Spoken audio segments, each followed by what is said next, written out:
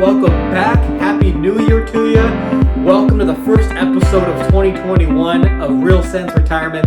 I'm your host, Isaiah Riel. Thank you so much for just taking some time out of your day today just to educate yourself more about retirement, finances, to help yourself and your family moving forward. I look forward to this episode today. It's the first one of the year. I'm fired up to share this with you. In today's episode, we're going to talk about an outlook for 2021. You know how people typically give themselves New Year's resolutions or words to define the year for themselves? In this case, I'm going to provide 3 words as my outlook for 2021 when it comes to finances, when it comes to the markets, when it comes to the economy. And so the 3 words I'm going to share with you is just going to be an idea of what I'm thinking about and focusing on as we begin this new year and as we move forward in 2021. So word number 1 I'll be paying attention to, recovery. We all know what happened last year. The world stopped. The world stood still. And that's going to take a lot of time for us to recover from everything that happened last year. Our recovery when it comes to the economy is not going to be fixed in a year. It's going to take multiple years for us to get back to where we were. So when it comes to that beginning of that recovery process, for me as an advisor, there's a few things that I'm going to be paying attention to this year in 2021. The first is GDP. That's the metric we use to see if our economy is growing. I want to pay attention to that. Is GDP growing? So meaning, is our economy getting better? Is it staying neutral or is it going down? I'll be paying attention to that. I'm going to be paying attention to the politicians. Are they going to be providing more stimulus? And if they are, who are they providing that stimulus to? Are they providing more checks, stimulus checks for you and I and the individuals out there?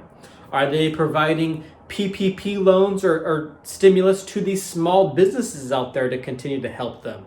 Or are they going to be providing stimulus for the large corporations? I want to be paying attention to that. Who are they giving that monies out to if they do give out more stimulus? I'll be paying attention to unemployment. Are people getting more jobs, yes or no? I'm going to be paying attention to shopping and restaurants and dining. Are people feeling comfortable enough to spend monies on that kind of items? So those are the things I'll be paying attention to as we move forward this year. Recovery. The second word I'm focusing on for this year, growth. A little bit different than recovery, but what I mean by growth is this. What companies, what sectors are going to be growing tremendously this year? Of course, there's no guarantee, but typically in times of contraction like we saw last year, that's when you see companies, that's when you see sectors that split away from the pack and just get tremendous growth. There's a few areas that I'm going to pay attention to in 2021.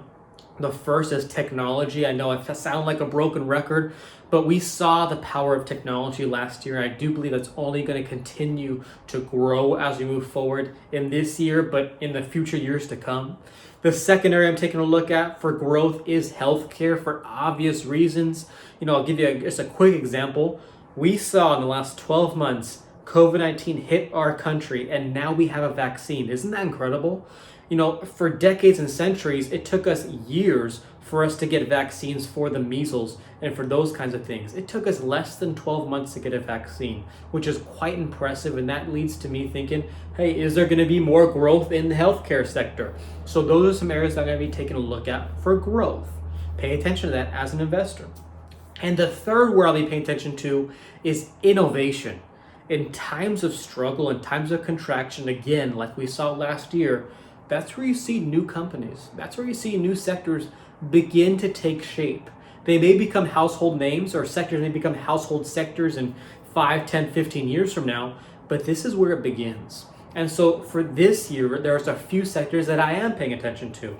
The first is clean energy. We've been talking about that a little bit here as of late. Last year was a great year for clean energy, solar, those kind of items. And I do believe it's going to continue to be good because it looks to be that President-elect Joe Biden wants to make that a focal point moving forward. Another example is I'm here in California, and about 15 years, I believe, don't hold me to it, but I believe in about 15 years, there's a mandate that all new cars have to be clean energy cars. And so that's a trend that we're going to start moving into is clean energy. That's innovation out there. So I want to be paying attention to that as investors, as retirees, as pre-retirees. Another area of innovation is robotics mixed with healthcare. Robotics in the sense of all kinds of things. Tesla is making all their cars via robotics. More companies are going to be continuing to do that. Robotics when it comes to healthcare, the surgeries these days, people have minimal scarring. Robotics is going to be an area of innovation. And again, I mentioned healthcare as growth, but also too, healthcare is an area of innovation. Again, with the vaccines and all the treatments and drugs out there, we're finding more and more cures for items out there, and hopefully that will continue to be innovative as we move forward this year and beyond. So those are my 3 words: recovery, growth, innovation. I wanted to share those with you and leave that with you as we start this new year. If you have any questions, if you have any thoughts, please feel free, reach out. I'm here as a resource. Stay safe, stay healthy, and I look forward to talking to you again soon. Thanks so much. Take care. Bye-bye.